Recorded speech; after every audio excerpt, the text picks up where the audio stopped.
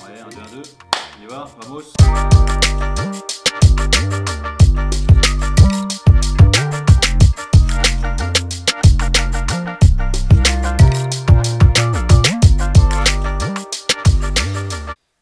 Nicolas Villas, journaliste RMC Sport notamment, et puis après Dieu Football Club il y a quelques années aux éditions Sport, et bah c'est voilà, le racisme dans le football aux éditions Marabout qui est sorti il y a quelques mois, mois de septembre.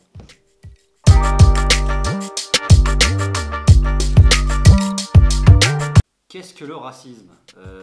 J'espère que tu as assez de bande sur ta caméra parce que alors je donne une définition que j'avais lue d'une sociologue qui a écrit un livre sur le racisme en Corse. Voilà, il y a une enquête sociologique qui a été faite. Pour faire simple, pour ce sujet qui est si vaste et si compliqué, c'est hiérarchiser les personnes selon leur origine ethnique, religieuse, raciale justement, puisque c'est un terme sociologique qui est employé notamment dans les pays anglo-saxons sans que ça ait la connotation que ça peut avoir notamment en France.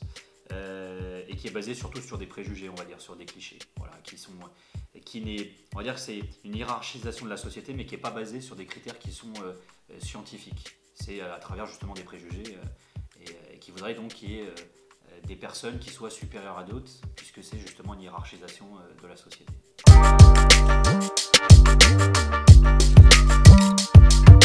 Moi, j'ai pas fait d'enquête, j'ai pas les éléments pour répondre au fait que le racisme, de savoir si le racisme est très présent dans d'autres sports ou pas. Après, moi, la conclusion que j'en fais surtout, et c'est surtout moi la question qu'il y avait aussi derrière ce bouquin, c'est le racisme est une composante de la société, le football est une composante de la société, c'est le sport le plus pratiqué dans le monde et notamment en France.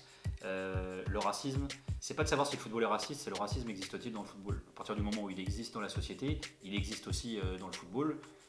Malheureusement, je vois pas pourquoi il n'existerait pas dans d'autres sports. Après, dire il y aura forcément plus d'événements racistes dans le football que dans d'autres sports, puisque le football est plus pratiqué. Donc là, c'est quasiment de la probabilité et de la mathématique, mais c'est surtout ça qui est intéressant. C'est pas tant de savoir comment le football est par rapport à d'autres sports. C'est inquiétant que ce soit dans le foot ou dans d'autres, mais c'est plutôt de voir comment le football se positionne par rapport à la société, le football étant partie intégrante de la société, justement.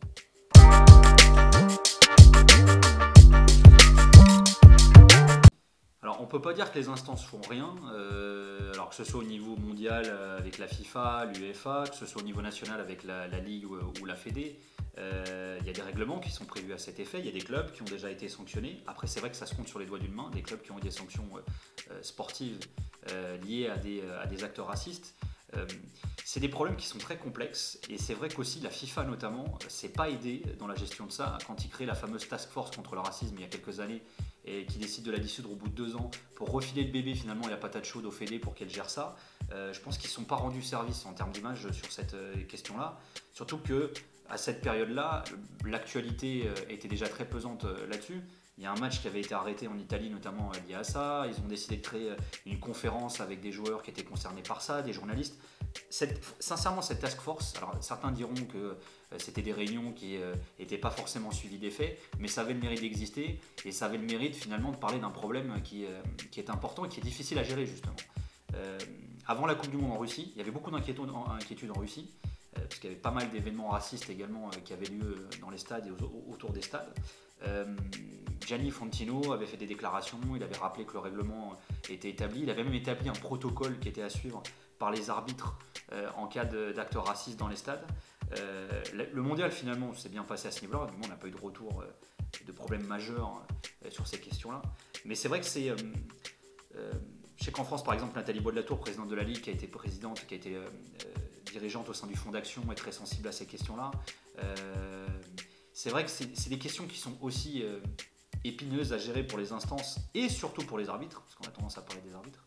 Parce que quand il y a un match, il y a un acte raciste, tu fais quoi? Tu arrêtes le match, tu vides le stade, voilà, il y a une grosse pression. Enfin, c'est des questions qui sont très compliquées, parce qu'il faut y répondre, il faut trouver une solution.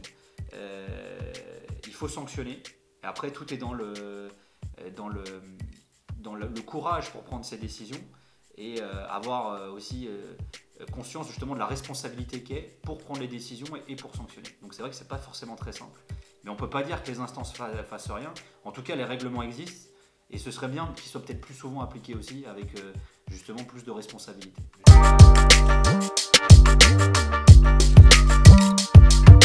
Alors, malheureusement, sur ces questions-là, en fait, son jeu de mots, mais il faut taper dans les bourses, quoi. C'est-à-dire que le football est un business, et tu as l'impression que la meilleure forme de sanctionner les clubs, ou du moins de leur faire prendre conscience, c'est de taper dans leur bourse. C'est-à-dire que, mais ça arrange tout le monde, hein, finalement, c'est une espèce de vaste hypocrisie qui existe aujourd'hui, mais quand aujourd'hui il y a un manquement au règlement, on va plus facilement vers l'amende que vers la sanction sportive. Alors c'est vrai qu'aussi peut-être que tu donnes un premier avertissement, un deuxième, un troisième, mais le fait est qu'il y a des choses qui ne sont pas acceptables, et c'est souvent plus facile de coller une amende, et puis ça arrange un peu tout le monde finalement. Le club, ça l'emmerde parce qu'il prend une amende, les instances prennent finalement un chèque aussi au bout de ça, enfin voilà, et puis ça reste un business. Mais là où c'est intéressant aussi, c'est que le fait que ce soit un business, finalement le racisme, il n'est pas bon pour le business. En première ligue, il y a eu des sanctions qui ont été très sévères à l'encontre de joueurs qui ont été soupçonnés d'actes racistes, et ils ont pris de fortes amendes. Pourquoi ? Parce que les grands championnats aujourd'hui ont conscience que ces questions-là, ces problématiques-là, elles ne sont pas bonnes pour l'image du championnat. Et donc on a tendance justement à vouloir sanctionner sévèrement pour pas que ça existe. Voilà. Aujourd'hui, c'est très noir, très terre à terre, très pragmatique, mais le racisme, c'est pas bon pour le business de ces championnats-là, et ils ont tendance à vouloir sanctionner justement aussi à cause de ça. Il y a l'aspect moral, c'est vrai, d'un côté, mais il y a aussi l'aspect économique de l'autre. Un championnat se vendra moins bien s'il cautionne ce genre d'actes par rapport à d'autres. C'est pour ça qu'on ne peut pas dire que les instances font rien. Elles sont poussées à le faire aussi, pour des questions d'éthique, pour des questions de morale, mais pour des questions aussi d'exposition médiatique et d'image aussi.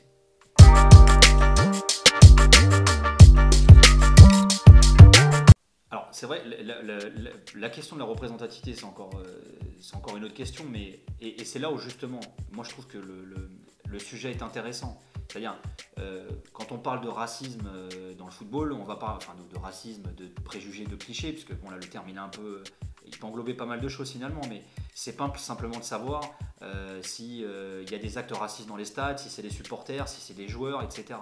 Cette question-là, là où elle est intéressante, et c'est pour ça que une fois de plus, le débat est sociétal, et c'est intéressant de voir comment le football se positionne par rapport à ça. C'est qu'aujourd'hui dans la société, on a aussi des débats qui existent dans le football, à savoir la question de la représentativité dans les instances, dans les postes à responsabilité, que ce soit dirigeant ou entraîneur, elle se pose aussi dans le football. Mais là où c'est intéressant, c'est que justement, il y a beaucoup de gens qui disent mais non, attendez, comment vous pouvez dire que le football est raciste ? Regardez le nombre de joueurs blacks et rebeux qu'il y a dans les équipes.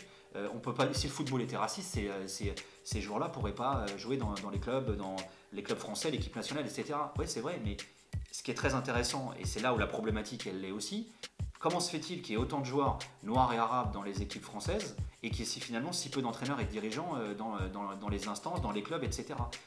Il y a comme l'impression, et c'est ce que certains témoignages laissent entendre, qu'il y a comme un plafond de verre. C'est-à-dire que certains disent, et encore une fois on ne peut pas généraliser les témoignages, en gros on est bon pour être des footballeurs, mais dès qu'il s'agit d'aller un peu plus loin, ça y est, ça devient plus compliqué. Alors pourquoi ? Il y a plusieurs réponses qui sont données et apportées à ça. Peut-être que certains n'osent pas passer les diplômes, peut-être que certains dirigeants ne font pas confiance, certains sont peut-être découragés, s'en donnent pas les moyens. Il y a plein de réponses à ça. Moi j'apporte pas de réponses, il y a plusieurs témoignages qui viennent répondre à ça, mais c'est vrai que c'est intéressant de se poser la question de savoir pourquoi il y a autant de joueurs noirs et arabes et si peu de dirigeants et d'entraîneurs noirs et arabes. Et moi, il y a une chose qui m'a un peu emmerdé ces derniers temps, pour en revenir à un événement et un débat d'actualité, la fameuse question sur les fichages ethniques qu'il y a eu avec le Paris Saint-Germain. On a fait beaucoup de débats de se demander pourquoi Mediapart avait parlé du PSG et pas d'autres clubs. Comme si d'autres journalistes ne pouvaient pas eux-mêmes faire ce travail d'investigation et voir si ça se passait ailleurs. Mediapart aurait pu le faire, mais ceux qui dénoncent ça auraient très bien pu le faire eux aussi. Certains journalistes disent même carrément « Mais attendez, le PSG le fait, mais d'autres le font. » Et donc ça veut dire qu'ils le savent depuis des années, mais qu'ils s'en caguent finalement, c'est pas grave. D'autres le font, on dit rien. Mais c'est surtout qu'on parle jamais du fond du problème. C'est-à-dire, une fois qu'on a dit « Le PSG l'a fait, d'autres clubs l'ont fait », ok, est-ce qu'on peut parler un peu de ces questions justement de discrimination, de clichés, de préjugés qui existent aujourd'hui dans le football et se demander si cette question de la représentativité que personne n'a mis sur le tapis ces derniers temps, elle était intéressante et importante. Voilà, il y a plein de choses derrière tout ça sur lesquelles il serait intéressant de parler, d'analyser, de débattre aussi. Parce qu'en fait, c'est comme si on avait le revival de l'affaire des quotas, qu'on faisait les mêmes débats et que dans 10 ans, il y aura une nouvelle affaire qui viendra et puis au final, on n'aura jamais encore une fois parlé du fond du problème, quoi.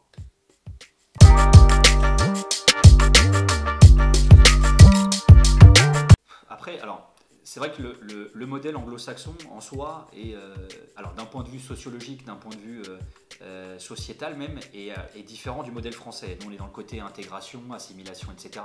Eux, les Anglais, assument le communautarisme, comme on aime l'appeler, de façon totalement décomplexée. Il n'y a pas de modèle parfait. Les Anglais ont des problèmes, les Français l'ont aussi. En revanche, il y a une grande différence entre les deux modèles également. En France, les stats ethniques sont interdites. En Angleterre, elles sont autorisées. En Angleterre, elles sont même encouragées pour pouvoir mesurer les problèmes de représentativité. Ils ont ce qu'ils appellent les BAME, les BAMI, je suis très bon en anglais. Voilà, en gros, c'est ce qu'ils appellent les minorités. Alors eux, à défaut de pouvoir régler le problème, ils arrivent au moins à le mesurer. C'est-à-dire qu'ils savent combien il y a de personnes ici de telle minorité dans tel corps de métier, dans tel poste, etc. Et c'est vrai que nous, on a tendance à dire, bon bah voilà, il y a plein d'entraîneurs noirs et arabes, et il y a peu de dirigeants. Ouais, mais sauf que statistiquement, tu n'as pas le droit d'avoir le chiffre exact et de savoir justement, parce que ce serait intéressant de savoir, de se dire, en France, on a tant de joueurs issus des minorités, et puis regardez, il y a tel pourcentage de dirigeants qui sont issus des minorités, bah, pour se rendre compte justement de la disproportion qui peut y avoir.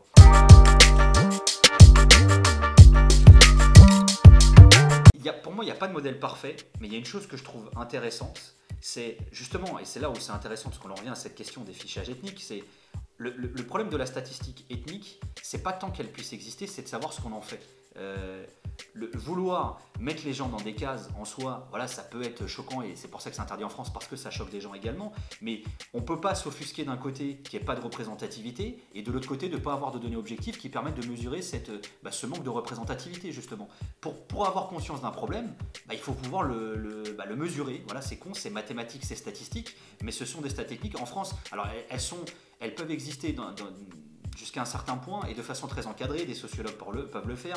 Dans un certain nombre de cas d'études, si c'est autorisé par des organismes, etc., on peut le faire également. Il n'y a pas de modèle parfait. Mais c'est vrai que pour se rendre compte finalement pour pouvoir avoir un débat, j'ai envie de dire constructif et objectif, il faut pouvoir avoir ces données constructives et objectives également.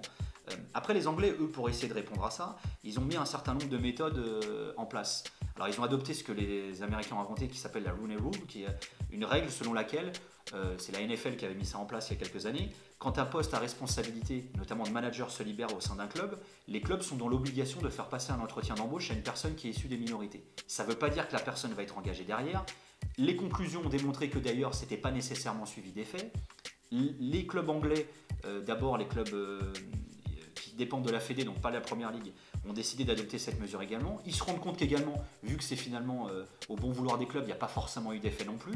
Ils se tâtent finalement à faire comme les Américains, à rendre cette mesure obligatoire, et pourquoi pas même d'ailleurs à établir une discrimination positive qui est de mettre un certain pourcentage de personnes issues des minorités à certains postes clés également au sein de la Fédé, puisqu'ils veulent le mettre en place, ils veulent donner l'exemple même, et au sein des clubs aussi. Alors, savoir si la discrimination positive est bonne ou pas, alors c'est pareil, dans le livre il y a pas mal de témoignages, certains te disent que c'est essentiel, qu'il faut le faire, d'autres te disent qu'il faut tenter, d'autres te disent qu'ils sont pas sûrs, d'autres te disent même carrément ça va pas être bon parce que le mec qui a pas envie, ça va peut-être même encore plus le braquer parce ça va l'encourager dans ses clichés, ses préjugés. Encore une fois, il n'y a pas de...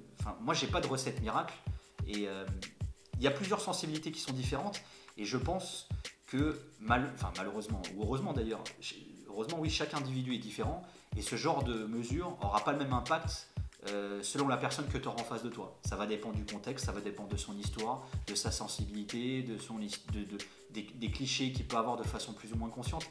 Là encore, il n'y a pas une réponse, pour moi, c'est vraiment des histoires d'hommes. Voilà, c'est des histoires de personne à personne, de contexte, etc.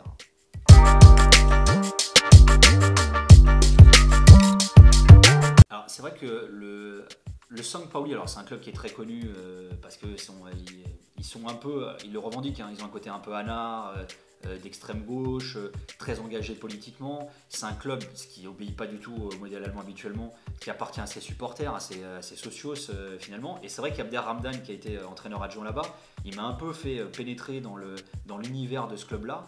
Et c'est vrai que c'est fascinant parce que eux, ils ont carrément, ils participent à des manifestations, ils aident, qui sont pour dénoncer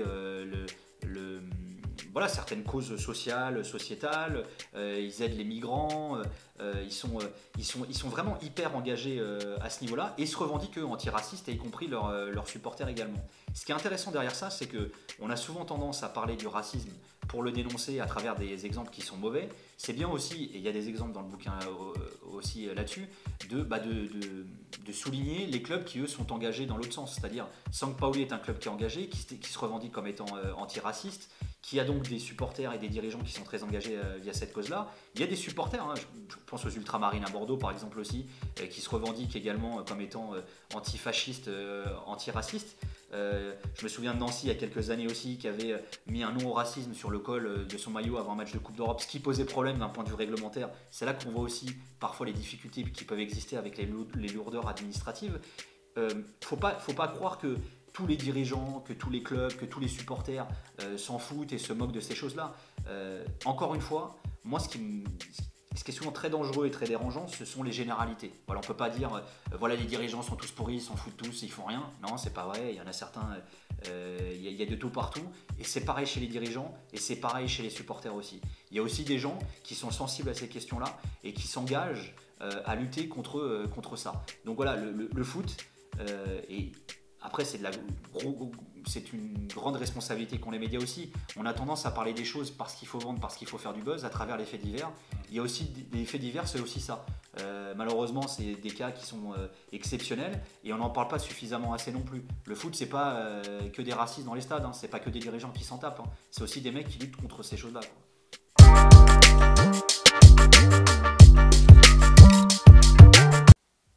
Il y a quand même alors, quand Boateng s'exprime, il s'exprime à travers un magazine qu'il a lui-même lancé, et donc c'est vrai qu'il décide d'en parler aussi.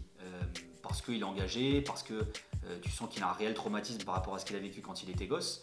On peut pas dire qu'en France, les gens n'en parlent pas, parce que moi, il y a beaucoup de témoignages qui sont basés là-dessus. C'est souvent plus compliqué quand tu commences à demander l'avis, alors soit des entraîneurs potentiels, qui sont issus des fameuses minorités, comme disent les anglo-saxons, soit aux dirigeants. Alors, il peut y avoir plusieurs explications à ça.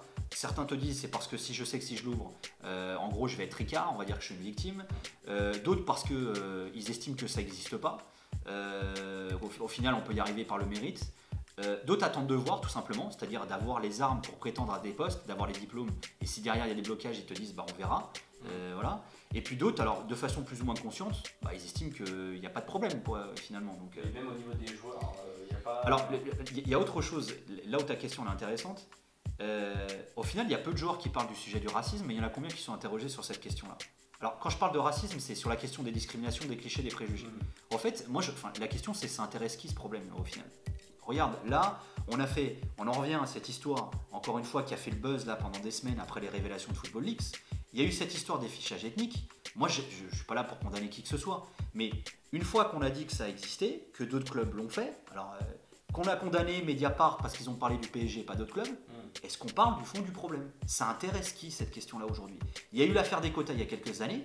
Voilà, alors il y a eu France 98, les champions du monde se sont déchirés. On a parlé des problèmes, mais ce qui est légitime et vrai d'ailleurs, des problèmes, des clichés qui peuvent exister dans la formation en France, etc. Mais à quel moment on parle réellement du fond du problème? Ça intéresse réellement qui cette chose-là? Tu sors un livre sur cette question-là, les gens te disent, c'est-à-dire ils s'arrêtent au titre, tu vois, et ils te disent, mais non, mais il y a tellement de joueurs noirs et arabes en équipe de France, le racisme n'existe pas. Non, mais c'est-à-dire, il n'y a pas en France, j'ai réflexion par rapport à ça. Mais c'est toujours la même chose. Après, pour moi, il n'y a pas de hasard. Hein. Quand je vois les résultats de certaines élections, etc., mais je veux dire, il y a des gens pour qui, au final, cette espèce de racisme ordinaire, ces clichés, ces préjugés, en fait, ils sont complètement décomplexés et assumés. Mais c'est peut-être inconscient hein, de la part des gens. Mais moi, j'ai surtout l'impression que, fondamentalement, mais les gens, mais même les médias, ça les intéresse pas. C'est plus sympa sur une question, quand une affaire comme celle-ci des fichages ethniques, elle sort, de parler du PSG, de se demander si un gros club français a fait ça, ce qui est grave, et il faut en parler effectivement, que d'aller plus loin et de se dire, bon bah derrière ça, les gars, bon, il y a quelques années, il y a déjà eu l'affaire des quotas, on parlait quand même de la DTN, hein, etc. Bon, il y a une enquête, on s'est rendu compte qu'effectivement rien n'avait été mis en place, ce sont les conclusions de l'enquête, mais bon, il y a quand même eu cette question-là, j'allais dire réflexion, comme si on pouvait parler de réflexion, qui a été mise sur la table. Ok, moins de 10 ans plus tard, on revient avec ça. Est-ce qu'à un moment on s'est dit, bah tiens, la question justement de la représentativité au sein des instances, est-ce qu'on en mérite de se poser ces questions-là? On voit qu'il y a certains pays qui se posent la question d'une façon différente, est-ce qu'on a le droit de le dire également? Et si tu veux, ce qui est très intéressant, c'est que ces débats-là, ils sont toujours liés, et ça c'est ce que j'essaye aussi d'expliquer dans le bouquin, c'est toujours lié à des phénomènes d'actualité. C'est-à-dire que tu feras attention, tous les débats qui existent dans la société, qui sont politiques et sociétaux, ils sont souvent liés au football. Parce que le foot est partie intégrante de la société, parce qu'il est récupéré politiquement, et qu'on essaye de faire dire à travers le football des mots ou des choses bonnes qui existent dans la société. Quand on gagne la Coupe du Monde, on revient à la France Black Blamber, les problèmes n'existent plus, et puis quand arrive Naïsna, mais vous avez vu cette France qui est de racaille, voilà, et à chaque fois on en est là. Donc en fait, si tu veux, c'est après 98, c'était la France Black Blamber. Certains se sont dit, bon bah voilà, peut-être que les clichés, les préjugés qui existent sur les Noirs et les Arabes, ils vont disparaître. Et puis tu te rends compte que 20 ans plus tard, la France gagne la Coupe du Monde. Et entre-temps, la question des CV anonymes, la question de la représentativité.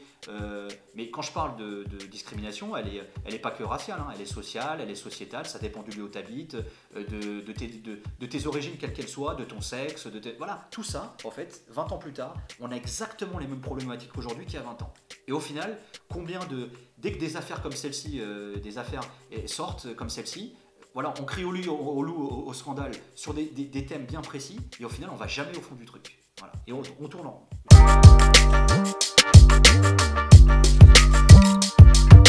Exactement, c'est la culture du buzz. Voilà. C'est le paradoxe des sociétés, on va dire, occidentales, un peu dans lesquelles on vit.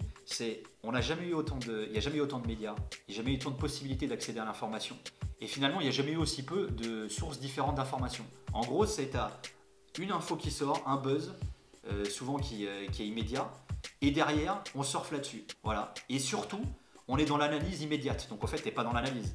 Le truc sort, buzz, on prend la punchline, on invite des spécialistes, etc., des chroniqueurs, les mecs débattent là-dessus, et puis 2 jours après, il y a un nouveau buzz et on passe à autre chose. Et au final, parfois, tu as des questions qui mériteraient d'être creusées, on n'en parle jamais véritablement, on passe à autre chose, quoi.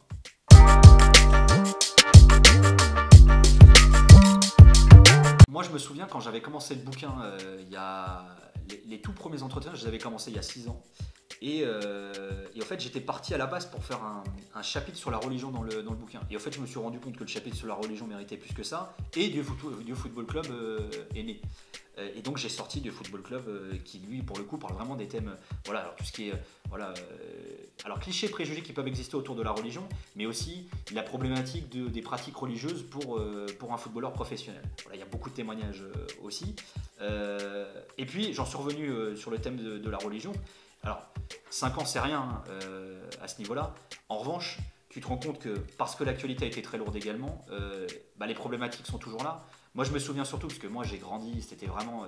en 98, je m'intéressais déjà énormément au football, j'étais déjà ado et tout, j'étais déjà à fond là-dedans. Et c'est vrai que moi, je me souviens très bien de ce qui se disait après la victoire de la France Black Blamber. Et c'est marrant, c'est hyper intéressant de voir ce qui se dit 20 ans plus tard. Et de te dire, putain, il y a des mecs qui arrivent encore à te récupérer la chose avec les mêmes discours et te faire croire qu'au fait, ou on va tout arranger, ou au contraire, parce qu'avant la Coupe du Monde, personne pensait que les Français allaient la gagner, enfin personne, on peut l'imaginer du moins. Tu as eu des discours, les mêmes que l'extrême droite avait il y a 20 ans, cette France composée de noirs qui n'est pas représentative, avec des mecs qui sont des étrangers, t'as eu des tweets, enfin maintenant t'as les réseaux sociaux aussi, c'est très important, ouais. Ça t'alourdit encore les pseudo-analyses qui existent dans l'immédiateté, parce que pour moi les réseaux sociaux ça peut être drôle, pour moi ça peut être que du second degré. Voilà, tu peux balancer 2-3 punchlines, mais tu peux pas faire d'analyse en quelques caractères. Mais voilà, t'as des trucs qui sont nauséabonds à mort, quoi. Et voilà, il n'y a pas de hasard. Mais le football ne peut rien régler, mais le football ne peut échapper à rien non plus. C'est surtout ça la chose qu'il faut se dire. Non, le foot n'est pas raciste, mais le racisme existe dans le football.